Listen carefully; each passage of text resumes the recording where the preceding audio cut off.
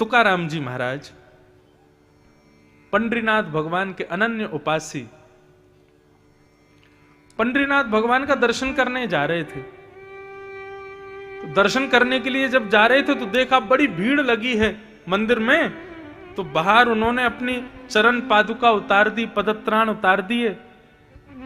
अब चरण पादुका उतार करके जैसे ही लाइन में लगे दर्शन की में, तो बार बार उनकी दृष्टि जावे, मेरी चप्पल कोई ले तो नहीं जाएगा, मेरी पादुका कोई उठा तो नहीं ले जाएगा, अरे मेरी चप्पल ठीक है कि नहीं है।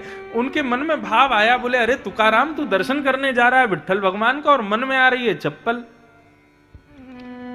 तुकाराम जी लाइन तोड़ करके बाहर आ गए और आकर के अपना पटका खोला, पटका में चप्पल रखी और गांठ बांध के अपनी कमर से बांध ली। बोले पहन के नहीं जा सकते, कमर से बांध के तो जा सकता हूं। तुकाराम जी का भाव क्या था कि जब मेरा विट्ठल मेरे सामने हो, जब मेरे नाथ मेरे सामने हो, उस समय यदि चप्पल का ध्यान मुझे आ गया ना तो मेरे दर्शन में व्यवधान आ जाएगा। तो कहीं ये चप्पल व्यवधान का कारण ना बन जाए, तो अपनी कमर पे बांध ली और तुकाराम जी चले गए मंदिर में भीतर। अब मंदिर में खड़े थे, सब लोग कीर्तन कर रहे थे, जय जय राम कृष्ण हरि। तभी एक की नजर पड़ गई कि तुकाराम जी ने कमर पे चप्पल बांध रखी।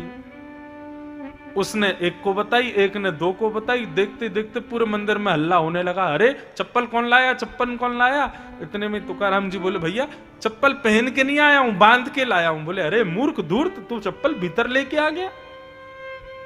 तुकाराम जी बोले मेरी बात तो सुनो, मैं क्यों लेके आया हूं, मेरी बात तो सुन लो। किसी ने नहीं सुनी, सब चढ़ गए और महाराज हाथापाई करने लगे और करते करते तुकाराम जी को मंदिर से बाहर कर दिया। बोले तू दर्शन का अधिकारी नहीं है, चप्पल लेके भीतर आया। तुकाराम जी मंदिर के दूसरे कोने में जाकर के बैठ गए और बैठ करके बोले हे विट्ठल, मेरा मन का भाव आपके मंदिर की मर्यादा तोड़ना नहीं था। मुझे ऐसा भी नहीं कि चप्पल के प्रति मेरी बहुत आसक्ति है। मेरा मन ही दूषित है कि मैं मंदिर में जा रहा था तो बार बार चप्पल की स्मृति हो रही थी। तो मैंने तो केवल इसलिए यह किया था कि आपका दर्शन करने जब मैं सामने आपके खड़ा हूं उस समय मेरी चप्पल का स्मृति मेरे अंदर ना आ जाए, इसलिए मैंने कमर से बांध ली थी। हे नाथ, यदि मुझसे अपराध हुआ हो तो क्षमा कर देना। हमेशा के लिए प्रतिबंध कर दिया कि आज के बाद तुम कभी विट्ठल भगवान के दर्शन नहीं कर पाओगे। तुकाराम जी रोने लगे और विट्ठल विट्ठल विट्ठल कहकर के जैसे ही रुदन किया, स्थिति ये हुई, सामने दर्शनार्थी खड़े थे, लाखों की तादाद में भीड़ खड़ी थी, लेकिन पंडरीनाथ भगवान ने अपना मुख उस तरफ मोड़ लिया जहां तुकाराम जी बैठे थे। अपना मुख ही मोड़ लिया, मंदिर का द्वार ही मोड़ दिया।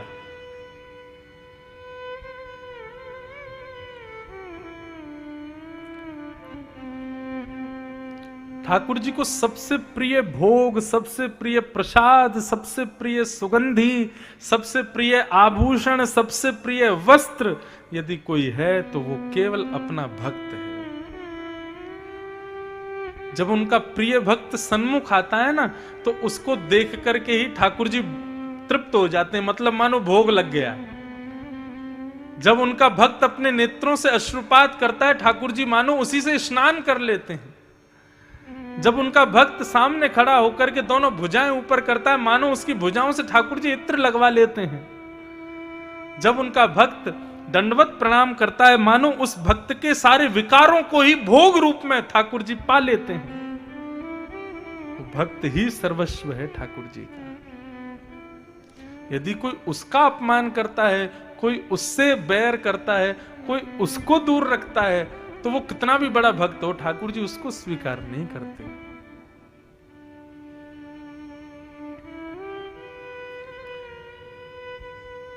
अब ये पद गाने से मैं रुक नहीं पा रहा हूं, गा ही देता हूं। ठाकुर जी किसको अपनाते हैं? गिरधर जब अपनों कर जाने, गिरधर जब अपनों भक्तन में मति भक्तन में गति, हरिजन संगे हरि उर आने। जिसकी भक्तों की सेवा में बड़ी निष्ठा हो, ठाकुर जी का वो अति प्रिय है। एक वृंदावन में एक महात्मा आए, अपने गुरुजी को प्रणाम किया तो गुरुजी ने उनसे कहा कि एक तुम एक काम करो, यमुना जी में स्नान करना, ब्रजरज को अपने तन पर लपेट लेना और फिर गुरु मंत्र का जाप करके नेत्र बंद करना, तुमको श्यामा श्याम के दर्शन होंगे। उसने कहा ठीक है। यमुना जी में स्नान किया, ब्रजरज को अपने तन पर लगा लिया, गुरु मंत्र की उपासना करते हुए नेत्र बंद करके जैसे ही बैठा, तभी उसने क्या देखा, अपने अंतस्थ में एक सुंदर एक कुंज है, हरी भरी कुंज, और उस कुंज में श्यामा श्याम लीला कर रहे हैं, किलोल कर रहे हैं। उनकी लीला का दर्शन होने लगा। दर्शन करते करते अति आनंदित,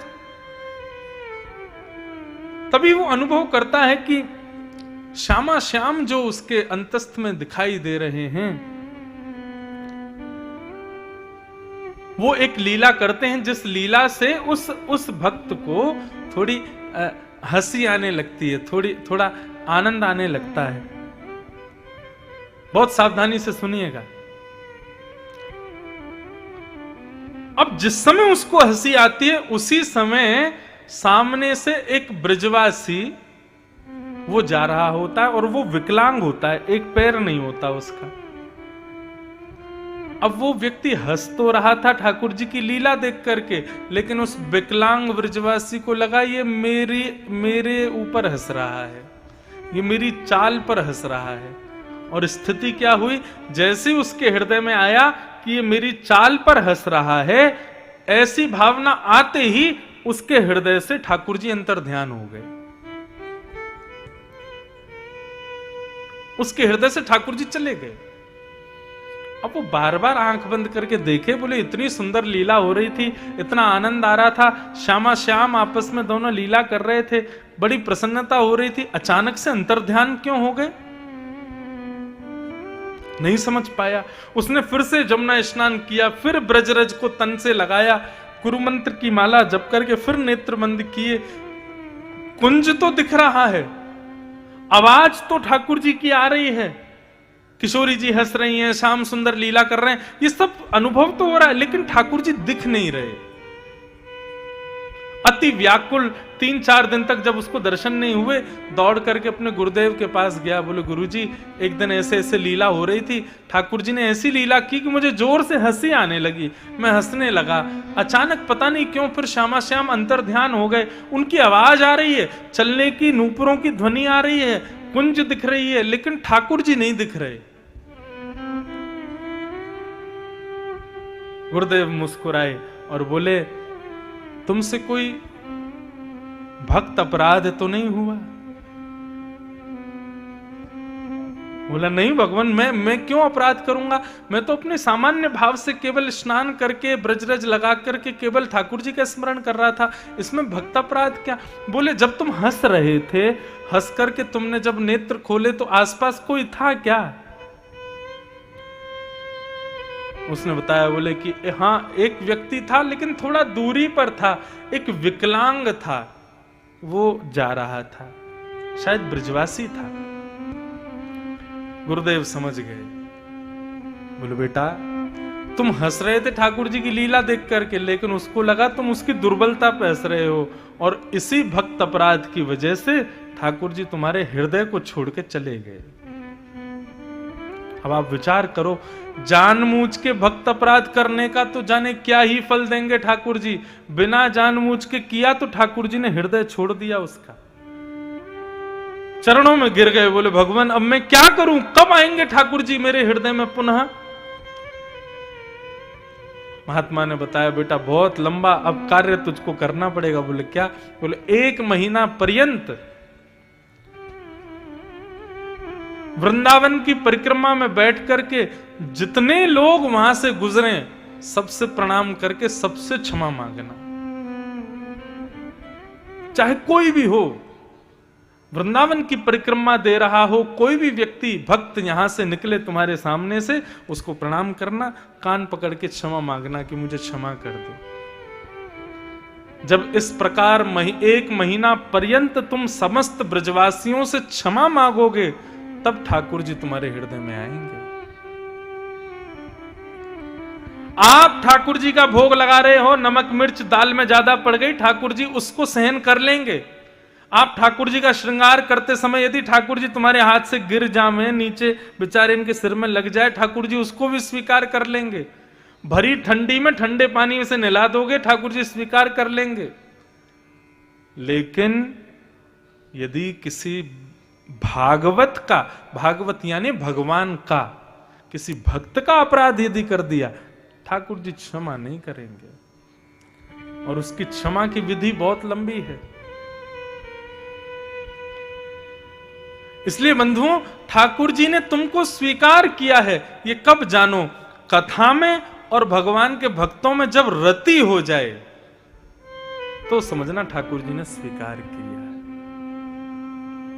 कई लोग बोलते हैं ना मेरे पास आके, महाराज जी हम ना हर महीने सालासर जी जाते हैं, महाराज जी हर 2 महीने में गिरिराज जी परिक्रमा लगाने जाता हूं, महाराज जी मैं हर साल बद्रीनाथ जाता हूं, महाराज जी मैं हर साल 4 धाम करके आता हूं। मुझे ज्यादा प्रशंसा नहीं होती, लेकिन कोई कहता है ना, महाराज जी हर महीने मेरे यहाँ कोई भगवान के दिव्य भक्त आते हैं, संत आते हैं, आके प्रसाद पाते हैं, मेरे यहाँ की सेवा देख के प्रसन्न होते हैं, मुझे बड़ी प्रसन्नता होती है। क्यों? बाकी लोग तो तीर्थों के पास जाते हैं, लेकिन उसके यहाँ तो घूमते फिरते संत ही तीर्थ लेके आ जाते हैं।